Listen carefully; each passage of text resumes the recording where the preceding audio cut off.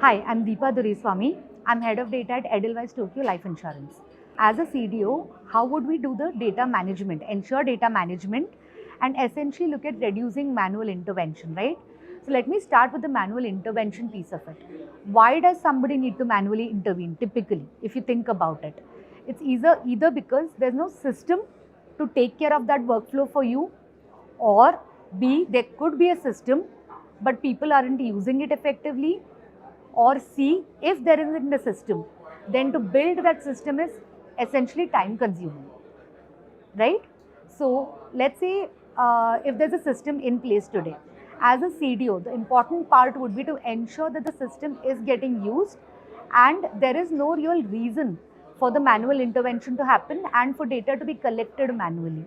This is going to require change management. One of the objectives of a chief data officer would also be to drive change management to ensure that the systems are being used optimally, to track data, to ensure that there's one single source of data, and to make sure that it's collected at source and being used throughout the journey.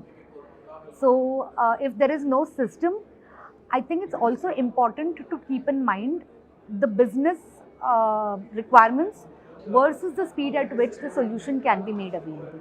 So it's a very delicate balance that will need to be struck there to ensure that in terms of building a system to ensure no manual intervention, we do not lose sight of the business impact that's needed. So point number one, there is a delicate balance there that will need to be juggled out. And point number two, if there is a system in place and yet there's a lot of manual intervention, the CDOs play an active role in ensuring change management happens top down. In terms of data governance, right, there's data quality that you'll have to ensure, there's data integrity that you'll have to ensure. So the first thing that also happens in today's world is we have two extremes. One is we want to do a data democratization, so we want more people to contribute in provisioning that data, in doing an input for the data. So there's a lot of pieces from which the data is going to be coming in, first of all, right? And then eventually getting so the usage of it, leveraging it to make decisions. So there's a lot of multiple stakeholders who are playing a role in that data getting accumulated and getting used. That is point number one.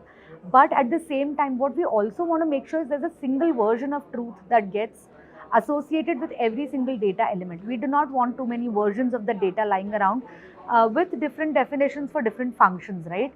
So in terms of defining the data dictionary, in terms of defining a taxonomy, that is very important as part of the data governance.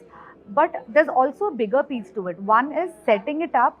Second is long-term sustainability, making sure that stays up to date and it gets leveraged throughout the organization across different functions, right? The second part that you spoke about is where data is flowing across systems. So data integrity is a huge concern, right? That might mean you might end up having loss of data or no visibility of data like you spoke about.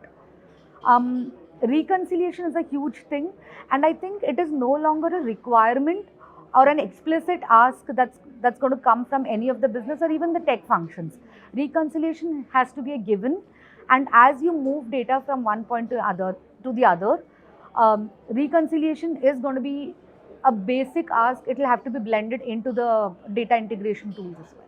So I think there's a lot of learnings, Vanshika. If you ask me, the panel discussions have been quite interesting so far. I will be. And so that's one part of it. So listening to the other panelists, listening to some of them speak has been good. The good thing is there's a lot of cross-industry discussions that are going on. But I like the fact why you've mixed up the formats, so you've got the open audience panel discussions there, so you've got a lot to listen about, but you've also got the booths, so you go through different demos, and you've got the roundtables where it's a little more personalized and we're actually talking about common challenges and relating to it. So I think the mix of everything that you have is actually something where everybody's got something to take away from.